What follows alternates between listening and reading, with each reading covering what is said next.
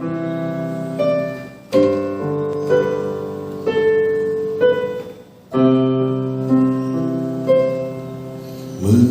pada atas bukit Karang, terang menderang salibmu Tuhanku. Dari sinarnya yang menyala-nyala, memancar kasih agung dan restu. Bertemu lagi dengan Chris Production Channel. Jangan lupa di like, comment, dan subscribe.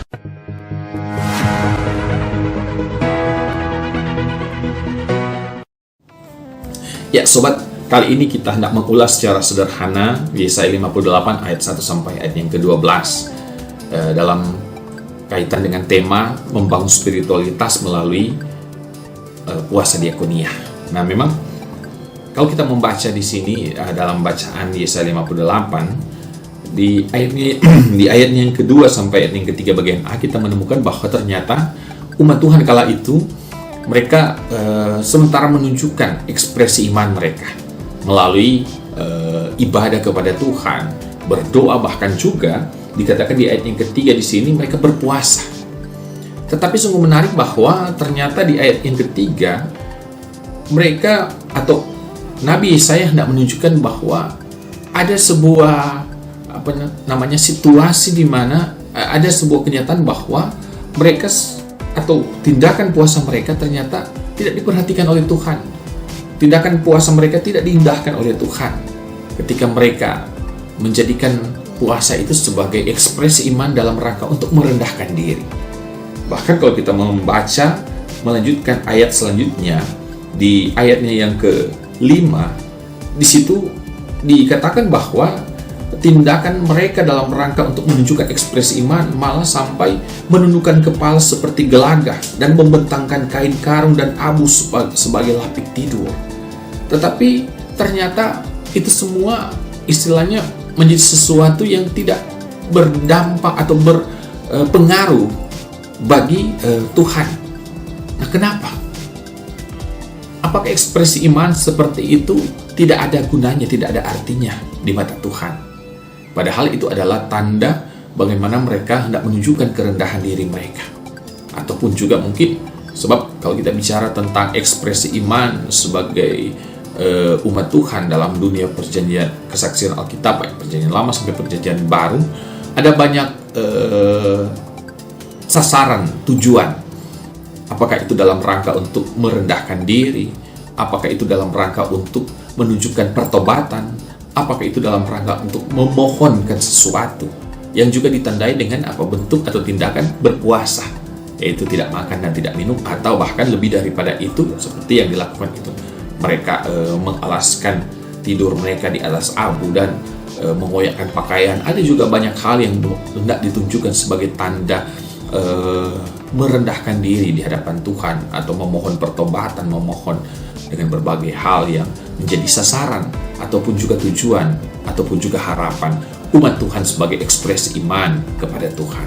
Nah, tetapi di sini menarik bahwa tindakan atau bentuk kesalehan yang mau ditunjukkan oleh umat kala itu tidak dikenan oleh Tuhan. Nah, kenapa? Nah, kenapa sampai Tuhan tidak berkenan? Sehingga ada pertanyaan di sini bahwa engkau tidak memperhatikannya juga. Mengapa kami berpuasa dan engkau tidak memperhatikannya juga? Mengapa kami merendahkan diri dan engkau tidak mengindahkan juga? Nah, sobat, kuncinya sebenarnya ada di ayatnya yang ke-6. Di ayat yang ke-6 dikatakan apa? Berpuasa yang kukehendaki ialah supaya engkau membuka belenggu-belenggu kelaliman dan melepaskan tali-tali kuk, supaya engkau memerdekakan orang yang teraniaya dan mematahkan setiap kuk. Ayat yang ke-7, supaya engkau memecah-mecahkan rotimu bagi orang yang lapar dan membawa ke rumahmu orang miskin yang tak punya rumah. Dan apabila engkau melihat orang telanjang, supaya engkau memberi dia pakaian dan tidak menyembunyikan diri terhadap saudaramu sendiri. Nah, di ayat yang ke-6 dan ayat ke-7 sebenarnya disinilah letak kunci penting yang kadangkala diabaikan oleh umat Tuhan yang sejak dulu, bahkan mungkin juga sampai saat ini, dalam kaitan dengan bagaimana menunjukkan ekspresi iman, bagaimana menunjukkan kerendahan diri. Nah, apa sih maksudnya itu? Apa yang sebenarnya hendak disampaikan oleh Nabi Yesaya atau oleh firman Tuhan dalam bacaan ini?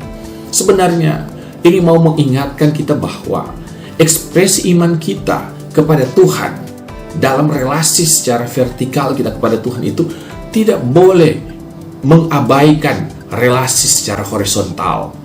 Malah sebaliknya, bahwa itu harus menjadi satu kesatuan yang utuh. Sobat, kita ingat formulasi hukum kasih yang tertuang dalam Matius 22 ayat 37 sampai yang 40. Apa bunyinya?